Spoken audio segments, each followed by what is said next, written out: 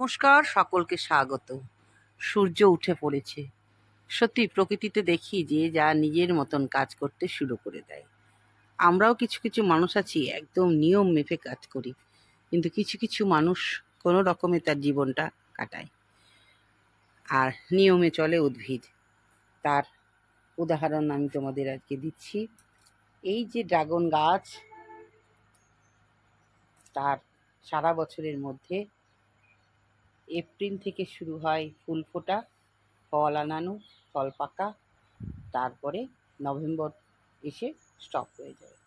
হ্যাঁ, এই নিয়ে পাঁচবার ফুল আসলো হবি অফ সুলেখার গার্ডেনে। বন্ধুরা, প্রত্যেক বছর প্রচুর ফুল আসে, প্রচুর নষ্ট হয়। এবারও নষ্ট হচ্ছে, কিন্তু ওয়েদারটা বেশ ভীষণ ভালো বলে হালকা পলকা নষ্ট হচ্ছে। হচ্ছে না তা না, হচ্ছে। আর আমি কলকাতায় ছিলাম, পলিনেশন করতে পারিনি, তাই ফলটাও আশা করি ছোট হবেই। দেখা যাক। তবে এই যে যে আমি ফুলের এটা যে আইডি, সেটা খুবই ভালো। স্বপরাগ, পরাগ মিলনকে তো দুই ভাগে ভাগ করা হয়, স্বপরাগ আর ইতর পরাগ। স্বপরাগ মানে নিজেরাই পরাগ মিলন করে ফেলে, আর ইতর পরাগ মানে বাহকের প্রয়োজন হয়, মানে পতঙ্গর দরকার হয়।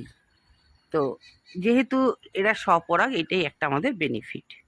তো পাঁচবার ফুল আসলো, এবার আমাদের কি করণীয়? এখন কি করণীয় অবশ্যই বলবো। এই ফুল হয়ে যাচ্ছে, ফল হয়ে যাচ্ছে, ফল হারভেস্ট করার মুহূর্ত হয়ে আসছে। এবার আমাদের কিন্তু ভারী খাবার দিতে হবে। এবার কিন্তু আমি ভারী খাবার অনেক দিন দিইনি, অনেক দিন হালকা খাবারেই চলছে। কি খাবার? আমি এতদিন ওই সবজির খোসা, পেঁয়াজের খোসা, সব ভেজানো জল, কলা ভেজানো জল, কলার খোসা ভেজানো জল, এই দিয়েই এদেরকে সন্তুষ্ট করেছিলাম। এরা এবার বলছে না, আমাদের ওইটুকু দিয়ে সন্তুষ্ট করলে হবে না, আমাদের ভালো খাবার দিতে হবে। তো ভালো খাবার দিতে হবে। আর এই যে ফুলগুলো আসছে, ফুলের এই যে পাপড়িগুলো, এদিকে এগুলো তোমরা ফেলেও দিতে পারো, আবার না ফেলেও দিতে পারো, কোনো ব্যাপার না। আমি যেমন ফেলিই না, আমার প্রয়োজন হয় না, যেমন শুকিয়ে যায় আপনিয়ে পড়ে যায়, এই হচ্ছে ব্যাপার। তবে ফল খুব ছোট হচ্ছে, বুঝতেই পারছি। অনেকে অনেক কিছু দেয়, আমি কিছু দিই না বলেই ফল। এটা হচ্ছে প্রথম ফুল, প্রথম ফল, বুঝতেই পারছো, এখনো পাকেনি। তো অনেকে প্রশ্ন করো যে ফুল থেকে ফল অবধি কতদিন লাগে? মোট 55 দিন লাগে। কম না সময়টা? এই দীর্ঘ সময়ের মধ্যে স্টেপে স্টেপে ফুল আসে, বিভিন্ন গাছে বিভিন্ন রূপে ফুল আসছে। হ্যাঁ বন্ধুরা, জল ব্যবস্থাটা কি করবে? জলটা সবসময় শুকনো শুকনো রাখবে, বেশি ভিজে রাখবে না। বেশি ভিজে থাকলে তার একটাই সমস্যা, ভিজে তো এর কাণ্ড ভিজে, তো ওপর থেকে যে সূর্যের অতিরিক্ত তাপ আসবে, তাহলে ভিজা আর আর উত্তাপ, বেশি উত্তাপে বুঝতেই পারছো দুটো মিলে একটা গন্ডগোল হবে, পচে যাবে। তার জন্য প্রথম পয়েন্টই হচ্ছে ড্রাগন চাষের জল কিন্তু জেনে বুঝে দেবে, মানে এক কথায় শুকিয়ে গেলে সেই জলটা দেবে, এটাই হচ্ছে ব্যাপার। আর সব সময় আগাছা এরম করে আগাছাগুলোকে তুলে দিতে হবে, নিড়ানি দিয়ে প্রায় 10 দিন অন্তর পরিষ্কার করে মাটিটাকে আলগা করে দিতে হবে। যত মাটির শিকড় হাওয়া বাতাস পাবে, তত তোমার ওরা বেশি কাজ করার ক্ষমতা রাখবে। তাহলে আমাদের প্রথমেই বলবো, জল ব্যবস্থাটা তোমরা দেখে শুনে দেবে, শুকনো না হলে দেবে না।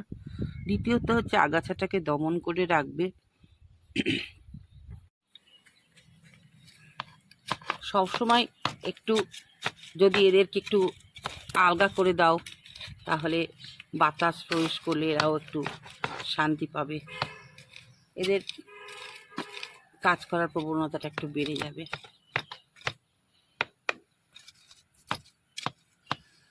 বন্ধুরা, এইভাবে স্টেপে স্টেপে কিন্তু আমাদের প্রতিটা গাছকে রক্ষা করতে হবে। গাছের ফুল আনা, ফলকে ধরে রাখা, এসবগুলোর সব থেকে এখন উপযুক্ত হচ্ছে। আমি বলবো যে কি না আর কি হ্যাঁ হ্যাঁ, কি না বলতে নাইট্রোজেন একদমই না, কারণ এখন আর আমাদের এদের বৃদ্ধির দরকার নেই।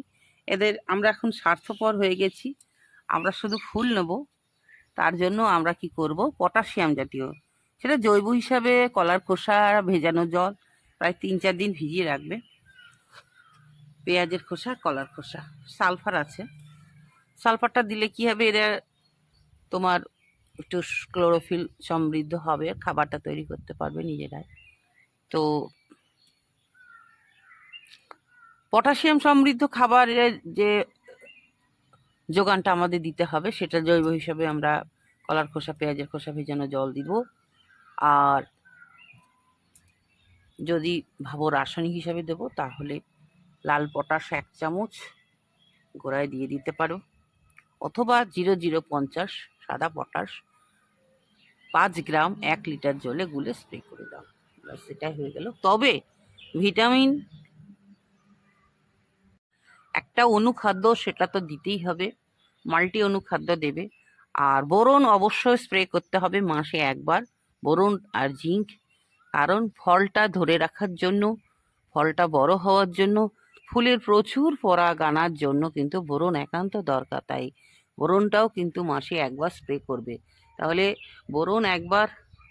আর তোমার কাছে যদি সিউইড থাকে, সাগরিকা থাকে, সিউইড সাগরিকা একই, বা বায়োভিটা এক্স 1 বার করে স্প্রে করে দিলেই যথেষ্ট। এটাই হচ্ছে মূল পরিচর্যা, আর কিছু পরিচর্যা নাই। এরপরে আমি মেশানো একটা ভারী খাবার দেব, সেটা তোমাদের পরবর্তী ভিডিওতে দেখাবো, তোমরা দেখতে পাবে। তবে এই ড্রাগনটাকে একা নিয়ে এগিয়ে যাচ্ছি না।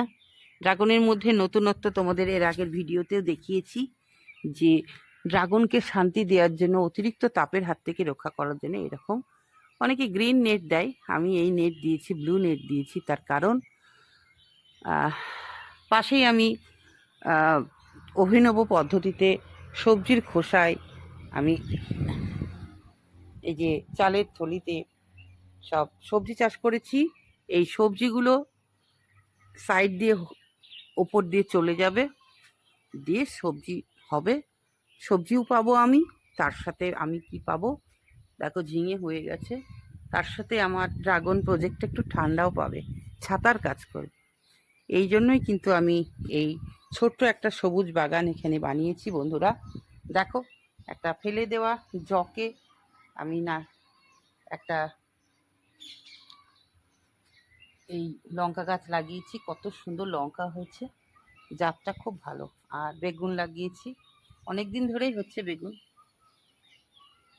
অনেক কিছুই এখানে আছে। তো এভাবেই কিন্তু একে অপরকে আমরা রক্ষা করব। আমরা তো নিজেরা সবসময় ছাতা ধরে বসে থাকতে পারবো না, তার জন্য এইভাবে আমরা কিন্তু আমাদের ড্রাগন প্রজেক্টকে রক্ষা করতে পারি। আমি করেছি, এবার তোমাদের ইচ্ছে হলে তোমরা করতে পারো।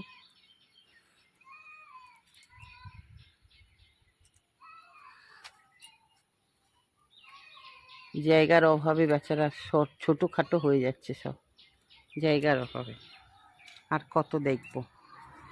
তো বন্ধুরা, এই ছিল ড্রাগনের পরিচর্যা। 5ম ফুল অবধি আমি কিন্তু তোমাদের আপডেট দিয়ে দিলাম, কারণ আমি সব সময় তোমাদের আমি কিভাবে চলছি সেইটাই কিন্তু দেওয়ার চেষ্টা করি। আর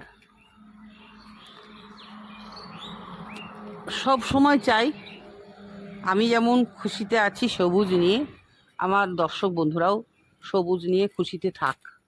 কারণ একমাত্র সবুজই পারে আমাদের খুশি দিতে, তাই আমরা সবুজ নিয়ে খুশিতে থাকব।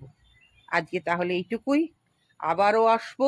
দেখতেই পাচ্ছ স্টেপে স্টেপে ফুল চলে এসেছে, আবারও একটা স্টেপে এসেছে, এবং তারপরে একটা স্টেপ আরও ছোট এসেছিল, দেখলাম এটা নষ্ট হয়ে গেছে। এরকম অনবরত এখন স্টেপে আসবে, কারণ এপ্রিল মাস থেকে এদের আসার কথা, তো আসতেই থাকবে। আর মাঝে মাঝে আমি তো শশা গাছ দেখো, ভিতর ভিতর শশা ঝিঙে সব দিয়েছি, সব বস্তায় উঠে যাচ্ছে ওপরে। আজকে তাহলে এইটুকুই, নতুন বন্ধুর প্রতি আবদার রইল, চ্যানেলটাকে সাবস্ক্রাইব করে পাশে থাকবে। আর এরকম ভিডিও পেতে বন্ধুদেরকেও তোমরা শেয়ার করে দিতে পারো।